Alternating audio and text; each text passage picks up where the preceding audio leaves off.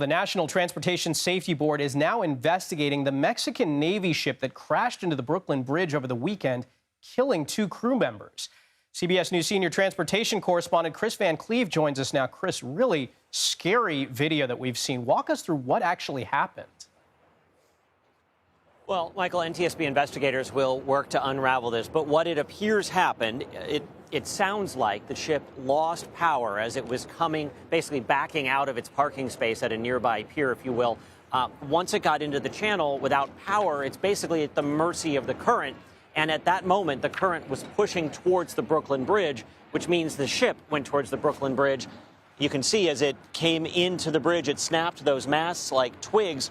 Now, attached to the riggings and the masts were several of the sailors on board. There were 277 people on board that ship. There were several up in the rigging, and that left them dangling more than 100 feet in the air.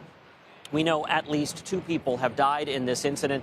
The Mexican Navy says the bulk of the crew has returned to Mexico. However, at least 2 people remain in the hospital with fairly serious injuries from all of this.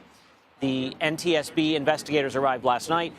They will begin working in earnest today. One of the things that they're going to look at is if there's any kind of recorder on board this ship that would give them some sense as to what may have failed, as well as what the communication was like on board. Generally speaking, there is a pilot who is familiar with the channel that is on board sort of directing how to navigate the way out of here. The ship had planned to head out to sea, stopping at the Brooklyn waterfront to refuel before it went on to Iceland. It's on a sort of a worldwide goodwill tour as it was leaving New York here. So a lot of questions for the NTSB. They'll certainly want to understand why there were so many people up in the rigging as this ship pulled out. That may have been a ceremonial goodbye sort of thing. The ship was lit up.